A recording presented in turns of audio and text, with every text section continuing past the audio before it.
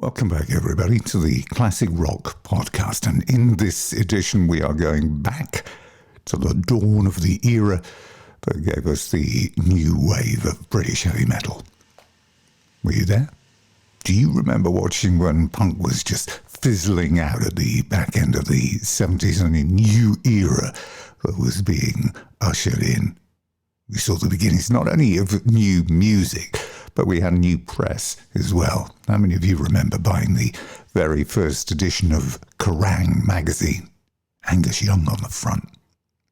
What were you listening to? Well, TV on the radio, Tommy Vance, every Friday night with the Friday Rock Show.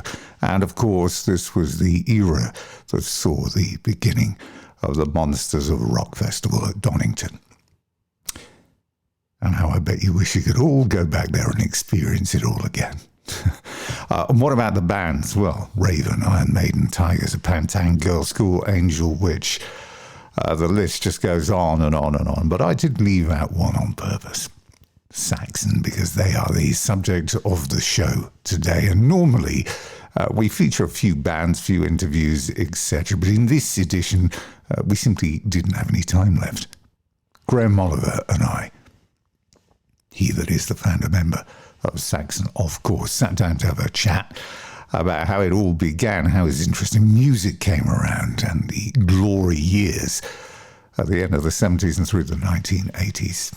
Not only that, but there is new product to talk about as well. Screaming Eagles is a 6-CD box set, which has been released in the last few weeks by Cherry Red, which also, amongst all the other Saxon-related stuff that's in it, includes an album that might have slipped past you. It was called Motorbiker from 2012, which is a real slab of prime British heavy metal. You'll love it. Sounds like early Saxon.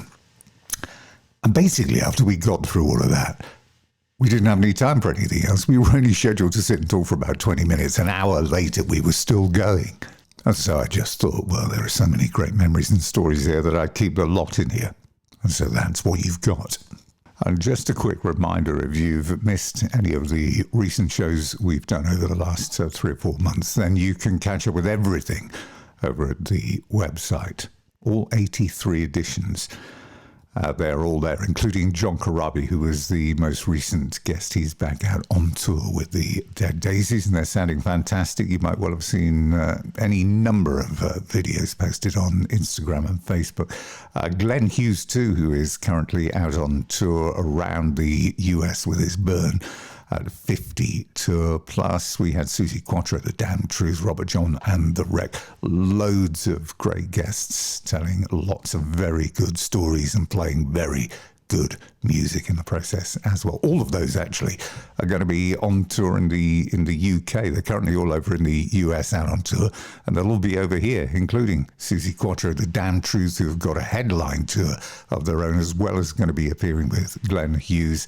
The Dead Daisies next year for them, Robert John and The Wreck in September. Now, this, of course, is rock music, very much in the classic vein. What does the future hold? Now, here is something very new, which you might like to investigate further. I did. Hounds. It's a great name for a band, that, isn't it? Hounds. But it is not a band.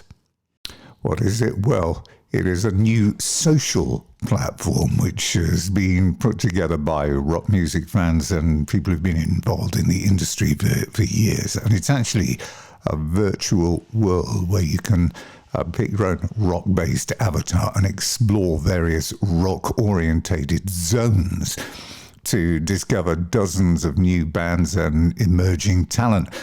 There's all sorts of stuff here, video interviews with bands, and this is of all ages, not just the new icons and new talent combined.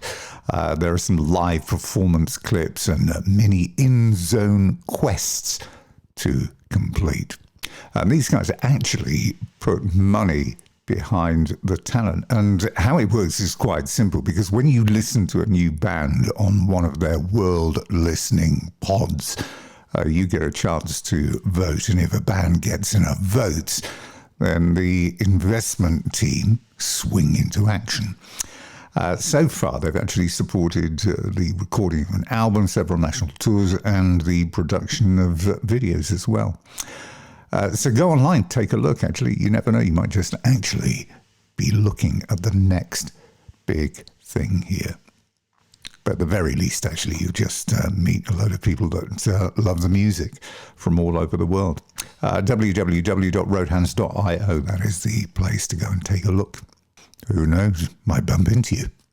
But let's get back to what we're here for. Graham Oliver is one of the founding members of Saxon. We met recently to talk about his life in music, the birth of Saxon and those glory days of the end of the 70s and through the 80s and all those fabulous albums. And also Screaming Eagles, which is the 6 CD box set that he has put together. And to take us there, let's get a bit of classic Saxon. What's the future? I mean, I know none of us are getting any younger, so us talking about futures, but... Well, I've just come back from Japan in June, where we did a fantastic 2 nights in Tokyo with Paul Quinn on guitar, a special guest, and that were all recorded for posterity. So one day I might be able to do something with that. And we've got a gig in Barnsley at Christmas at Birdwell, and Paul, we're going to do the Tokyo show, because we did a special set list for Tokyo, and we're going to do it at Birdwell venue in Barnsley on the 30th of December. But I've just been diagnosed with Parkinsons, sadly, so I'm battling that. So how do you feel in your? I mean, it's never easy to get a diagnosis. I was shocked like at first. This.